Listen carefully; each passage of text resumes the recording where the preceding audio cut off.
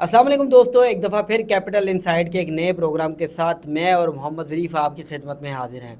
आज जिस ख़बर पे हम बात करेंगे उससे ख़बर पे गुज़िश्ता रोज़ भी मैंने अपने व्यूवर्स के लिए तमाम तर तफसीलात जो थी वो शेयर की थी। आज ज़रीफ़ के पास इंफॉर्मेशन है मज़ीद डिटेल की। जैसा कि आपको पता लग गया होगा कि कच्चे के डाकुओं की जानिब से जो है एक मुग़वी कांस्टेबल जिसको उस वाक़े अफसोसनाक वाक़े में जिसमें 12 पुलिस एहलकार शहीद हो गए थे और एक पुलिस एहलकार जो है उसको अगवा किया गया था और मुतअद्दिद ज़ख्मी हुए थे। अब उस अगवा किए गए पुलिस एहलकार को पंजाब पुलिस की जानिब से छुड़वा लिया गया है। कैसे छुड़वाया गया है और इस हवाले से कच्चे में क्या होने जा रहा है और क्या होता रहा है, ज़रीफ़ से इस पे डिटेली गुफ्तगू करेंगे। ज़रीफ़, आपको क्या लगता है कि जैसे कि वो मुखवी पुलिस एहलकार अहमद नवाज़ है उसको बाजियाब करवा लिया गया है, ये क्या पंजाब पुलिस की कामयाबी है या फिर उसको किस तरह बाजियाब कराया गया, वो ज़रा तफसीली तौर पे बताइएगा। आप बहुत शुक्रिया राना उस्मान, आपने बात करने का मौका दिया और मेरी कोशिश होगी क्योंकि गुज़िश्ता रोज़ मैं आपके साथ प्रोग्राम नहीं कर सका, तो हमारे जितने भी नाज़रीन ये प्रोग्राम देख रहे हैं मैं उन सबसे ये दरख्वास्त करूँगा कि आप हमारे जो चैनल है कैपिटल इनसाइट को आप सब्सक्राइब कर लें और जो बेल आइकन का बटन है उस पर क्लिक कर लें ताकि हमारी हर आने वाली जो वीडियो है अब वो आपको मिल सके। और आज की वीडियो में मैं आपको सबसे पहले तो ये समझाऊँगा, कच्चे के इलाके को लोग समझ नहीं सकते कच्चा है क्या।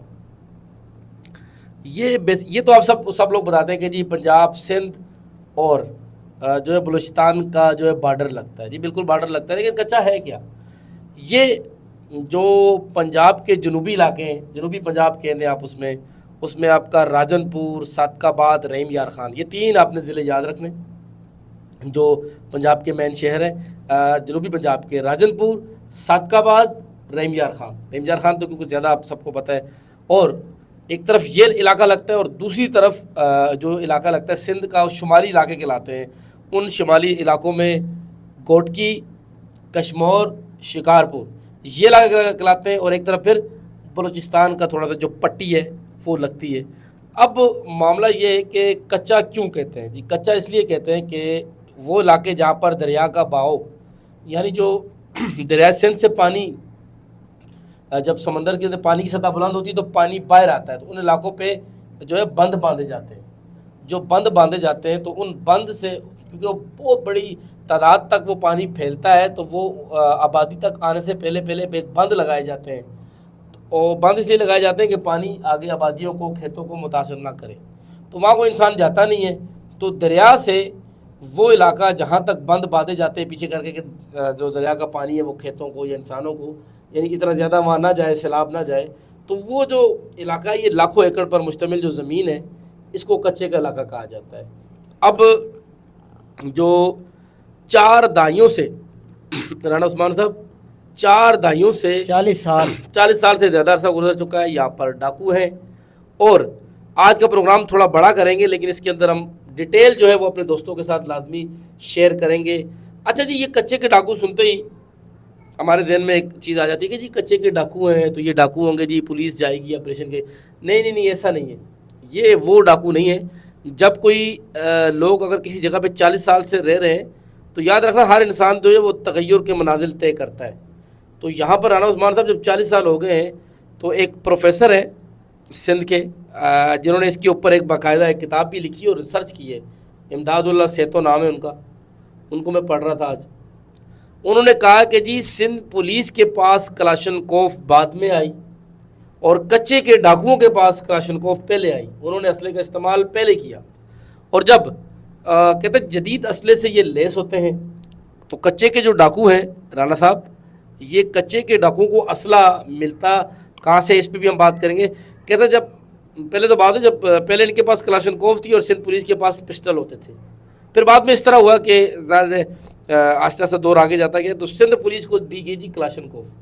जब सिंध पुलिस को कलाशनकोफ दी गई तो जो प्रोफेसर है जिन्होंने रिसर्च की है, इमदादुल्लाह सेतो साहब, कहते हैं कि इन्होंने रॉकेट लॉन्चर खरीदे, इन्होंने एंटी एयरक्राफ्ट गन्स हैं इनके पास। यानी लोग कहते हैं कि जी हम जाके जो है ना वो हेलीकॉप्टर से मशीन गन है, हैवी मशीन गन, उनसे हम जाके ऑपरेशन करेंगे। भाई ये आपका हेलीकॉप्टर भी गिरा सकते हैं।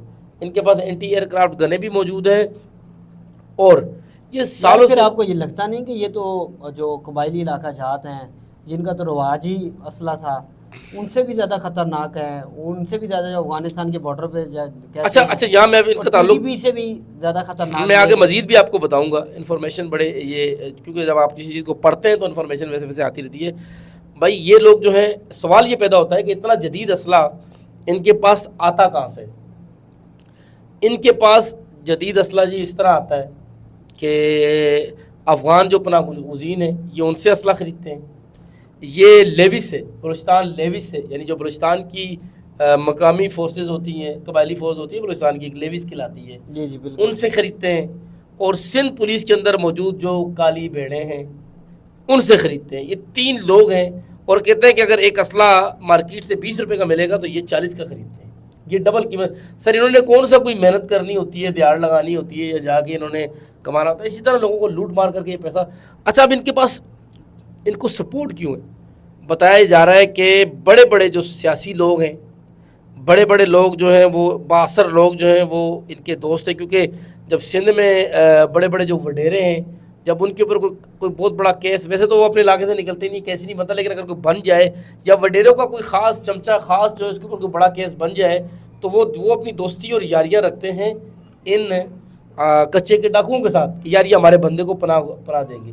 تو ظاہر ہے پہلے تو یہ کچے کے لوگ ہوتے ہی اس لیے تھے کہ یہ پناہ لیتے یہ تھے۔ بھی باتیں سامنے آئی ہیں کہ جیسے کہ سندھ میں کچھ صحافی بھی وہ قتل ہوتے ہیں، اور یہی ہے کہ کسی وڈیرے کے خلاف خبر لگا دی ہو تو ان صحافیوں کو قتل کروا دیا جاتا ہے، جی سندھ اپنے میں مخالفین کو قتل کروانے یا پھر ان کو جو ہے وہ نقصان پہنچانے کے لیے ان کچے کے ڈاکوؤں کو استعمال کیا جاتا ہے۔ یہ بھی یار باتیں مجھے تو نہیں پتا، یہاں پیپلز پارٹی سے ہمارا یہاں واسطہ رہتا ہے، ماشاءاللہ بڑی سافٹ جماعت ہے، جمہوریت کی یہ لوگ چیمپئن بھی ہیں، سب کچھ بھی ہے، لیکن جب سندھ سے آنے والا صحافی وہ جب پیپلز پارٹی کا امیج بتاتا ہے تو بندہ حیران ہوتا ہے یار کہ انہوں نے کچھ اور بتایا، اور یہاں جب ہم ان کو دیکھتے ہیں، ان کے رہنماؤں کو، تو اتنا سافٹ ہو کے باتیں کرتے ہیں، اتنے انسانی حقوق کی باتیں کرتے ہیں، لیکن جب سندھ کے صحافی آتے ہیں جو قتل اس علاقہ کے، جب ہماری RIUJs کی اس طرح کے کوئی سیمینار ہوتے ہیں، جب ہمیں اکٹھے ہوتے ہیں تو یقین مانے جب وہ بندوں کو بتاتے ہیں تو انسان کے رونگٹے۔ پر ہمارا موضوع جو ہے وہ کچے کے ڈاکو، تو کچے کے ڈاکوؤں کا تعلق بااثر لوگوں کے ساتھ بھی ہے، سیاسی لوگوں کے ساتھ بھی ہے، وڈیروں کے ساتھ بھی ہے، بڑے بڑے پیروں کے ساتھ بھی ہے۔ تو اس طرح کے لوگوں کے ساتھ یہ طاقتور ہیں، یہ 40 سال سے وہاں موجود ہیں، یہ طاقتور ہیں، یہ افغان پناہ گزین سے انہوں سے بھی اسلحہ لیتے ہیں، سب سے لیتے ہیں، اور یہ اتنے طاقتور ہیں جی کہ ان کے خلاف جو ہے وہ ریاست بھی سوری ٹو سے بڑا ایک دفعہ ان کے خلاف ٹارگیٹڈ آپریشن ایک دفعہ بڑا کیا بھی، اس کے باوجود کچھ عرصے بعد یہ ایک دم منظم ہو کے آ گئے۔ ہم اس پولیس اہلکار کی بات کر رہے تھے احمد نواز کی، تو احمد نواز کو جی جو چھڑوایا پوری ریاست کی بڑی کامیابی ہے جی۔ آپ نے انہوں نے کس طرح چھڑوایا اس کو پتہ ہے؟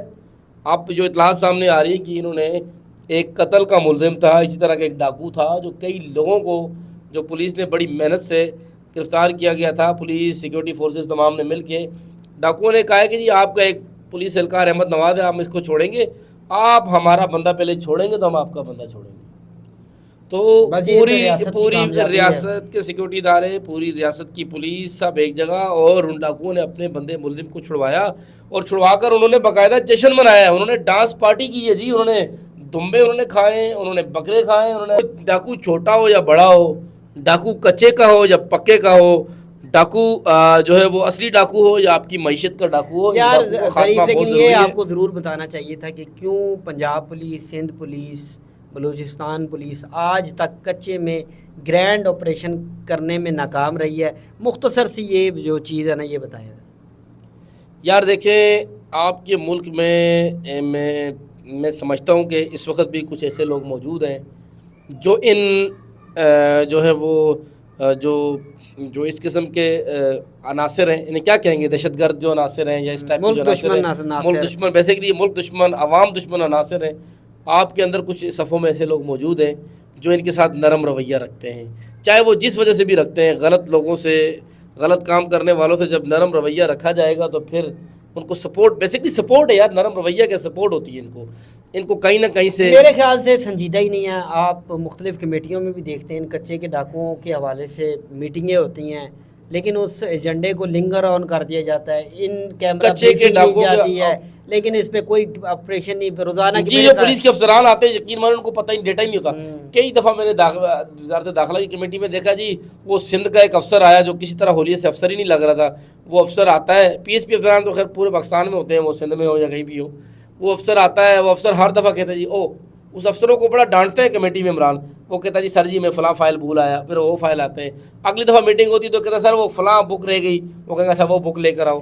گرینڈ آپریشن کی تیاری کی جا رہی ہے, مکمل ہم نے تیاری کر لی اور وہ کئی سال تک کوئی آپریشن ہوتا ہی نہیں ہے, اور نہ پھر کمیٹی کا اجلاس ہوتا ہے اور نہ پھر کوئی آپریشن ہوتا ہے.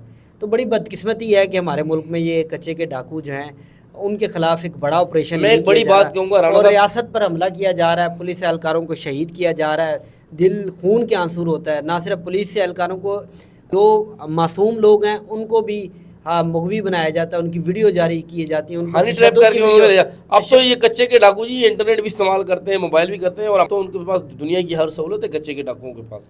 تو پھر رانا صاحب کچے کے ڈاکوؤں کو ختم کرنے سے پہلے ہمارے پاس پکے کے ڈاکوؤں کا خاتمہ عوام کو کرنا پڑے گا اپنی ووٹ کی طاقت کے ذریعے سے. تو بالکل جی, آج کے پروگرام کے لیے اتنا ہی. انشاءاللہ ایک نئے پروگرام کے ساتھ کل پھر حاضر ہوں گے. مجھے اور محمد ظریف کو دیجیے گا اجازت. اللہ حافظ.